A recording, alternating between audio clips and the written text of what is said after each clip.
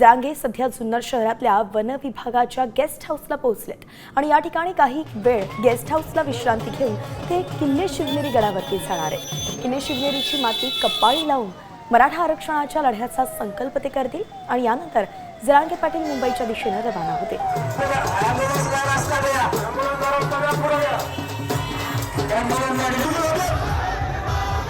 रोहिदास घाडगे आपले प्रतिनिधी थेट आपल्यासोबत जुन्नरमधून जोडले गेलेत। जुन्नरमध्ये जरांगेंचं आगमन झालेलं आहे, जल्लोषात आगमन झालंय। आता पुढचा दिनचर्या कशी असणार आहे त्यांची?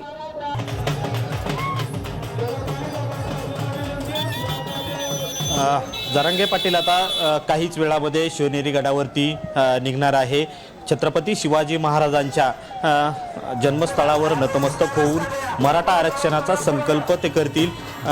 या निमित्ताने मोठ्या संख्येने राज्यभरातून मराठा बांधव हे जुन्नर नगरीमध्ये दाखल झालेले आहेत।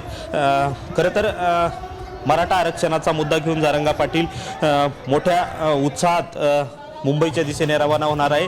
त्याच पार्श्वभूमीवर मराठ्यांचं वादळ हे किल्ले शिवनेरीमध्ये दाखल झाले। त्यामुळे आज छत्रपती शिवाजी महाराजांच्या जन्मस्थळावरती नतमस्तक होऊन जरांगे पाटील खरं तर संकल्प करणार आहे, मराठा आरक्षण घेतल्याशिवाय परत येणार नाही अशी एक भावना कार्यकर्त्यांमध्ये आहे। आपण त्यांना विचारूया काय एकंदरीत संकल्प राहणार आहे। मनोज भाऊंना गेल्या 2 वर्षापासून अंतरावली येथे मोठ्या प्रमाणात आंदोलन चालू केलं होतं।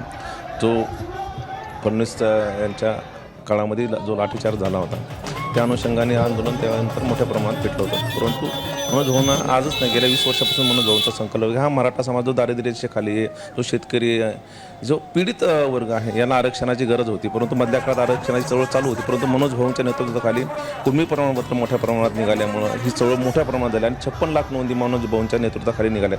त्यामुळे मधल्या काळात जो मागच्या वेळेस आम्ही मुंबईला गेलो होतो त्यावेळेला एकनाथ शिंदे साहेबांच्या नेतृत्वाखाली आम्ही वाशीच्या ठिकाणी आम्ही आंदोलन केलं होतं। तिथे जो GR दिला होता, परंतु फसवा GR असल्यामुळे आम्हाला आरक्षणाचा लाभ मिळाला नाही।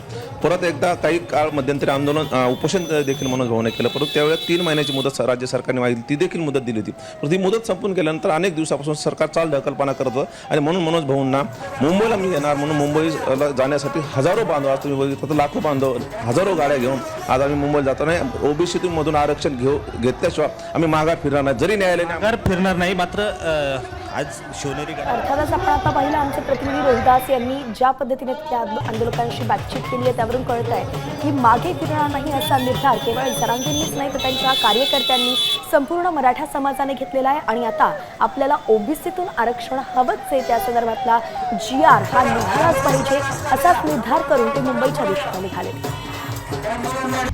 आता isakal.com आहे देशातील नंबर 1 ची मराठी न्यूज वेबसाईट। प्रत्येक अपडेटसाठी isakal.com ला नक्की भेट द्या।